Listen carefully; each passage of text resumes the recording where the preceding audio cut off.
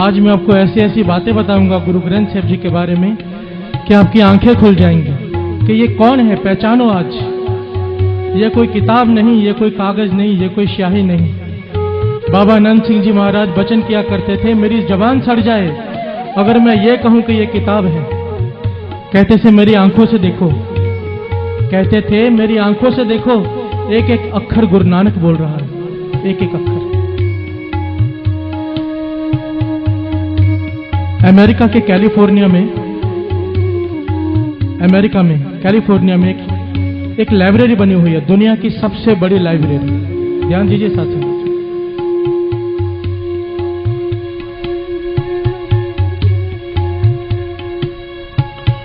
दुनिया की सबसे बड़ी लाइब्रेरी है।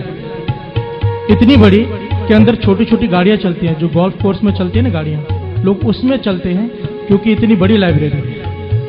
जितनी भी किताबें दुनिया में आज तक बनी हैं वहां पर हैं।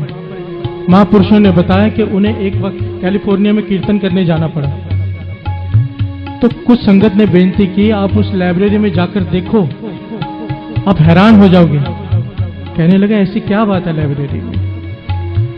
कहने लगे मैं चला गया उस लाइब्रेरी में, वहां पर दुनिया भर की जितनी भी किताबें आज तक बनी हैं, छपी हैं, सब वहां पर रखी हुई हैं।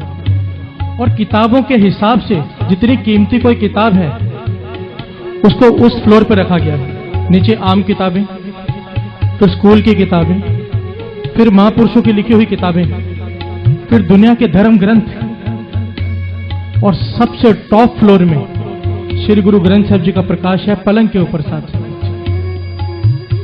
कहने लगा मैं हैरान हो गया कि ये तो क्रिश्चियन लोग हैं, अंग्रेज लोग, इनको तो बाइबल को सबसे ऊपर रखना चाहिए था।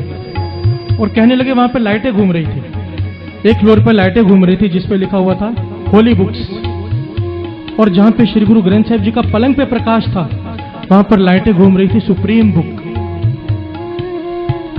कहने लगा मैं हैरान हो गया, मेरी खुशी का ठिकाना न रहा कि मेरे गुरु साहिब जी की सबसे ऊपर पलंग पर विराजमान है। बाकी सब किताबें जितने भी धर्म ग्रंथ हैं शेल्फ में रखे हुए हैं, पर श्री गुरु ग्रंथ साहिब जी का स्वरूप पलंग पे प्रकाश है, वो भी टॉप फ्लोर पे सुप्रीम बुक बोल के रखा है।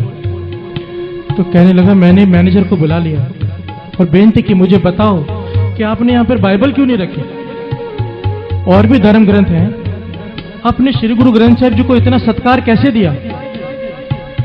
कहने लगे हम यहां पर जो भी किताब को जो सत्कार देते हैं इस आधार पर नहीं देते कि ये किस धर्म का है, इस आधार पर देते हैं साइंटिफिक तौर पे प्रूव हो जाए जो लिखा है वो सच है। तो साइंस के साथ जिस किताब की बातें मैच कर जाएं, जिस ग्रंथ की बातें साइंस के मुताबिक मैच कर जाएं, उसी को हम बड़ा दर्जा देते हैं। तो कहने लगे आपने श्री गुरु ग्रंथ साहिब जी में क्या देखा ऐसा। तो जो बात उन्होंने कही ध्यान से सुनिए।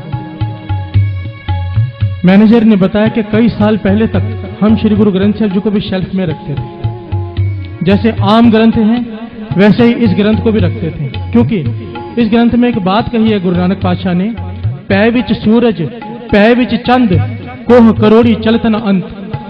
ध्यान दीजिए, पै विच सूरज पै विच चंद कोह करोड़ी चलत न अंत। इसका भाव है कि जो सूरज है वह भी चल रहा है उसके हुक्म में। गुरु नानक पातशाह लिखते हैं चंद्रमा सारे ग्रह उसके हुक्म में चल रहे हैं, कोई भी चीज ठहरी हुई नहीं है।